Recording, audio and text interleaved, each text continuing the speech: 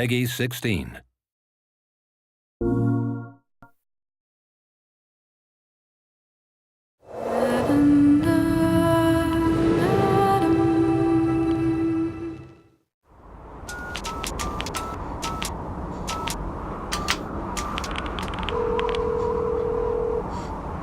Hello?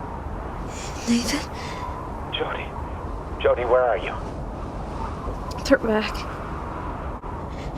They're all around me. Good God, Jodie, what's happening?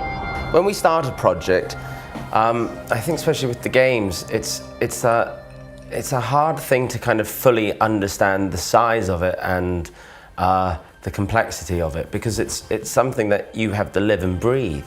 Games are just the same as films. You start off with stills or the actual artwork that's drawn inspiration to them. Getting the same information as a film about the characters and their background and the colours of the game and the general just feel of it is how normally it starts. But it instantly sort of transpired that this was slightly more ambitious and this was slightly more interesting than other things we had looked at in the past. The way you tackle any of these things, you really try to know the life story of your character. And I think that's why, you know, especially this game is so interesting, because it is, you know, people ask, is it a film or is it a game? And there is no difference. Not to me. You could sit there and watch it as a film. So the way of trying to musically tell a story is the same process.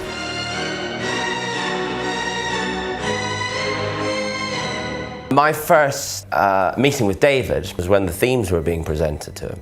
I don't know about you, but I find it very scary when you've put your heart and soul into writing a piece of music that this person has been writing this character for years, and all of a sudden I've been invited into this world and been there for like a month, and I'm now trying to say, well, this is this person's character.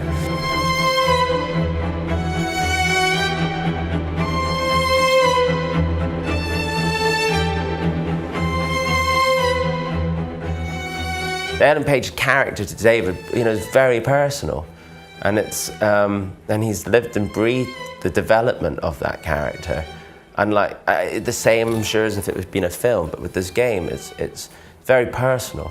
Look, this is what all good filmmakers have in common. They have a vision of what they want to do, and they tell you about this vision. And as they tell me about the vision, I try to think, what is it that they can't tell me? What is it that they can't do? What is it that they can't say elegantly in words or pictures? Or, and what is it that I can sort of bring to the party that is just going to knock their socks off and surprise them? And a good filmmaker will always let you do that. If you look at the like the 3 Dark Knight movies we did with Chris, we really, like each one, we put everything in, all of us. And went, okay, that's it, you know, can't possibly do another one. And then somebody would come up with like, well, maybe what if? I do try to create an environment around me that lets people tell me their worst ideas, you know, because they're usually their most secret and private and most precious ideas, and something cool will come from it. As games develop, as this new art form develops, we can become more cinematic. And as we become more cinematic, we can actually go and surpass what we have in the cinema.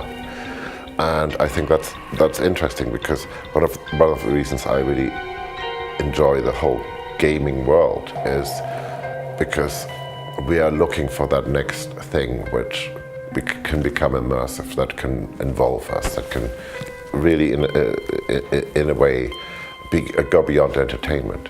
What annoys a lot of gamers sometimes is constant themes being used all the time.